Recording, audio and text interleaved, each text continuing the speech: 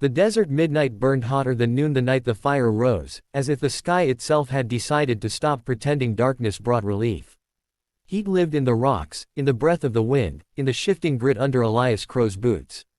Every grain of sand seemed to glow. Every shadow seemed to quiver with the memory of the sun that had scorched the world hours earlier. In this part of Arizona territory, darkness didn't cool, it waited, poised, stretched like a panther about to spring. And tonight, it sprang. Elias crouched on a ledge halfway up a canyon wall older than most of the truths he'd ever been told. Ghost Bend was its name, though the maps just called it an unnamed rock formation. But the Apaches, whose stories were older than the government, the railroads, or the men who thought they owned the place, said the canyon bent the way it did because once, long ago, something immense had slithered through it. A creature made of earth and night.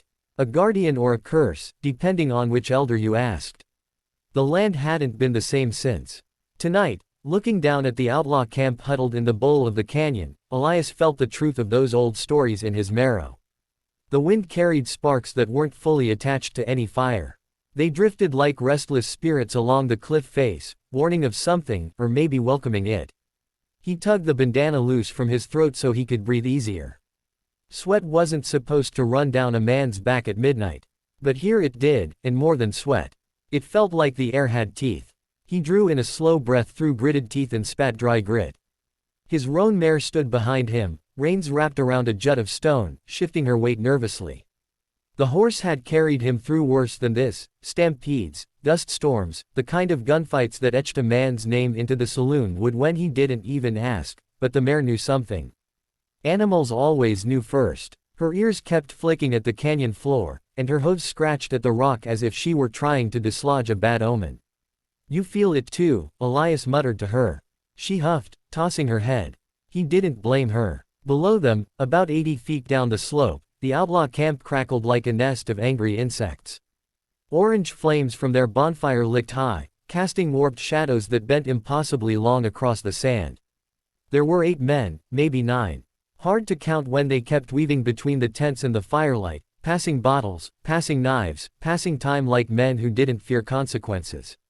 They should. But they didn't. At the camp's center stood a cedar post forced cruelly into earth too dry to welcome anything living. Tied to that post, wrists bound, ankles cinched, mouth uncovered but expression stoic, was Naylin, the Apache healer. Her long black hair was dusty from being dragged, her cheeks marred with a bruise or two, but her eyes were bright. Angry, defiant, unbroken. A little too calm, perhaps, but that was her way. She had once told Elias that panic was the lowest form of thinking. "When you panic," she'd said, in that voice that somehow carried wisdom even when she teased him, "you become an animal. And an animal chooses only between flee or fight. A human should be more than 2 choices." He had laughed at the time, thinking she meant he was panicking. She wasn't wrong. His hand slipped to the handle of the long knife sheathed at his belt. Naylin had saved his life once, pulled 2 lead pellets from his shoulder after a bison hunt went wrong, and he'd stumbled 3 miles bleeding like a stuck hog until he collapsed near the river where she was gathering herbs. She hadn't known his name then. Didn't care what color his skin was. Didn't care that he was a cowboy and she was Apache at a time when that gulf meant more trouble than peace. She'd just seen a man dying and decided that wasn't the day he would die. Elias wasn't about to let this be hers. A crack of thunder rolled across a cloudless sky. Elias froze. Every bone in his body felt the wrongness. Thunder belonged to clouds, to storms, to an air swollen with rain. But the sky above Ghost Bend was clear as polished glass. The stars burned tiny pinpricks in the black, undisturbed by anything natural. "That's one sign," Elias whispered. The mare stomped and snorted, ears pinned so far back they almost vanished. The second sign came from the ground. At first it was faint, so faint Elias thought it was just his pulse thrumming in his ears. But it grew, steady and insistent, like someone shaking a jar full of seeds. Then louder, sharper, like dozens of maracas shaken at once. Then like hundreds, rattles, dozens, hundreds, thousands. A sound with weight, with direction, with mood. It rolled through the stone, through the dust, through the soles of his boots. The hairs on his forearms rose. The mare let out a frightened squeal and pulled hard at the reins. Elias didn't look right away. He didn't need to. Apache stories had told him enough. Not the stories the white newspapers printed, but the ones told around fires, whispered over boiling pots of herbs, passed down by memory older than the desert itself. The serpent mound isn't a place, it's the earth dreaming. When the dream wakes, the rattles echo. He swallowed the dryness in his throat. The legend said the snakes rose when destiny bent out of shape, when blood threatened the innocent or when a life was poised at the edge of the wrong fate.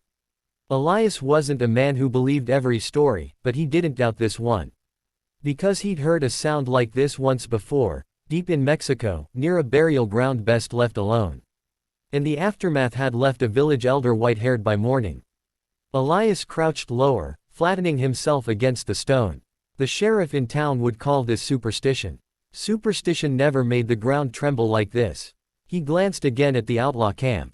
The men hadn't noticed. They were laughing, shouting over each other, playing some kind of card game near the fire. One man poked at the flames with a branch, sending sparks into the dark like fiery insects. Another poured liquor over his hand and lit it, showing off. They were too drunk or too stupid, or both, to hear the warning.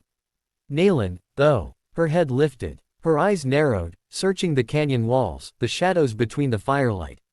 She heard it, felt it. She didn't move otherwise, didn't struggle, didn't call out. Just listened. The way a woman who respected the land would. The way someone who understood old stories would. Elias watched her jaw clench, then relax. She knew what the rattles meant. She also knew he was somewhere nearby. She'd warned him earlier that day, when he'd told her he was riding out after the outlaws who took her. Do not follow, she'd said. This is not your fight. My tribe will come. They ain't comin' fast enough, Elias had muttered. You cannot ride against destiny, she'd insisted. Destiny ain't got a say in this. But now, listening to the rattles rise from cracks in the earth like a living tide, Elias felt the truth. Destiny had opinions, and it was awake tonight. He shifted slightly, testing the slope beneath him. Loose scree and stones slid under his boot, tumbling down with faint clattering. One outlaw glanced up, squinting into the darkness, but made no move to investigate. Too drunk. Or perhaps he mistook the sound for falling wood or wind. Good. Elias crept back to the mare, running a calming hand down her neck. Her muscles twitched. Under his touch, her breathing was deep and panicked. He leaned his forehead briefly against her cheek. I know, he murmured. But we got work to do. She didn't calm, but she held still, which was enough. He unwrapped the reins from the rock and checked the cinch on the saddle. His fingers moved automatically, tightening leather, adjusting the stirrups, touching the rifle secured to the saddle horn even though he knew a rifle shot in these tight canyon walls would echo like a cannon blast. His knife would have to do. Quiet, fast, close. He was good at close. Not proud of it, but good. Another burst of laughter erupted from the outlaws. One stumbled near Nayland, waving a bottle. He said something Elias couldn't hear from this distance, but whatever it was, it made the other men roar with amusement. Nayland didn't flinch. She stared at the man like she was memorizing his face for the spirits to deal with later. The rattling grew louder. Elias pressed a hand to the stone. It thrummed like a plucked string. Something below the surface was moving. Rising. He breathed out slowly, steadying himself. The fire down there was spreading. The outlaws had been careless with the kindling, letting the flames lick up the brush they'd stacked thoughtlessly close. A few flames caught on the edges of a tent, and the canvas curled black before the man nearest it kicked sand over the sparks. But it didn't matter. Fire loved to run free, and tonight the wind seemed eager to help it. Sparks leapt higher. The canyon glowed red. The men grew louder. The rattles grew louder still. All of it told Elias the same thing: time was up. The mare shifted, dancing sideways now, fighting the urge to bolt. Elias placed one foot in the stirrup. He gave the canyon one last look. The firelight, the shadows, the woman bound to a post, the men who didn't deserve their next breaths, the ground that trembled with secrets, and he made his choice. It wasn't Destiny's choice. Not yet. It was his. He swung into the saddle, gripping the reins tight in one hand, the mare bunching her muscles beneath him like coiled lightning. Heat washed up the canyon as the fire surged, brighter than before, as if fanned by unseen hands. The rattles rose to a fever pitch.